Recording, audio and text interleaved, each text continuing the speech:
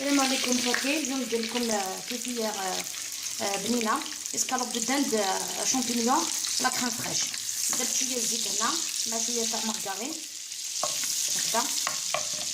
هنا هاهم الاسكالوب درتهم شويه ملح وشويه فلفل كحل، نديرهم داخل نقلب اسيزونيت جهه واحده برك ماشي للزوج هكذا.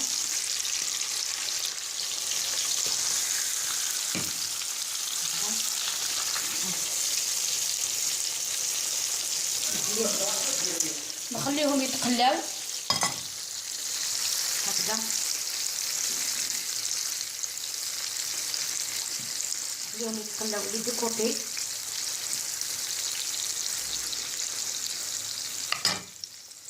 هكذا.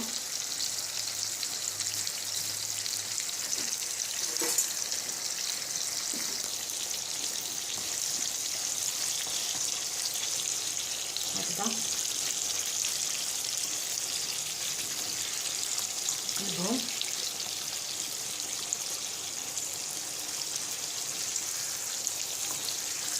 نكمل نقليهم هكذا حتى يتحمروا شويه ومن بعد نوليو. هاي السلطه تاعي طابو مي كويسون، يعني ماشي ما طابوش 100% هكذا. هادو لي السوق يعني هاي ندير بصل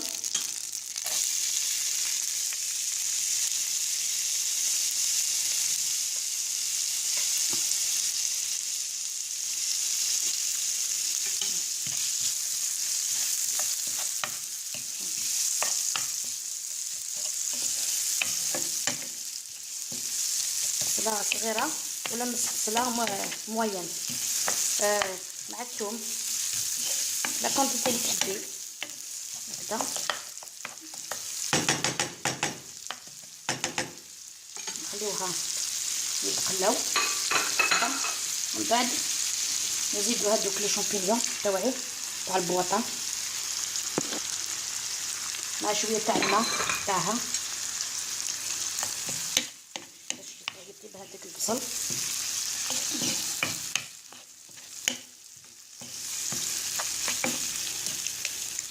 هكذا نخليه يتقلى شويه يطيب هذاك البصل ومن بعد نوليو.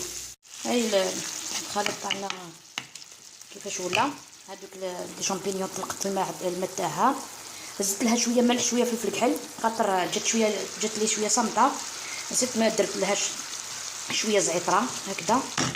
دوك نكمل نديرو هذوك لي زيسكالوب داخل هكذا باش يشربوا البنه تاع البصل ولي شامبينيون هكذا.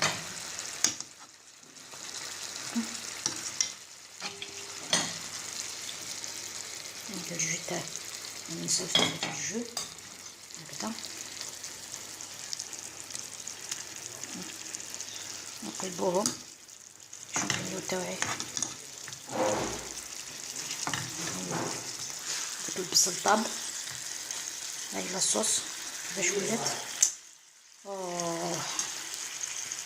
كيفاش طاب هكذا. نزيدو شويه كلكو مينوت ندير لها لا كريم فريش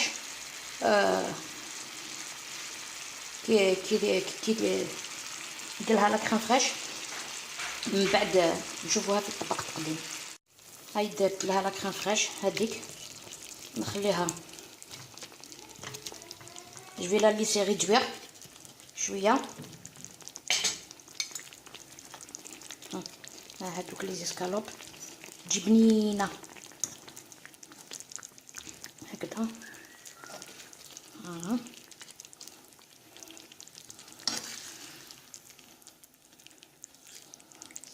هكذا. نخليوها شويه الفاغي تجبير لاصوص الفاغي تجبير تنقص ومن بعد نوليو نشوفوها في الطبق التقديم. كيفيه تاينا واجده اسكالوب الشامبينيون لا كريم فريش.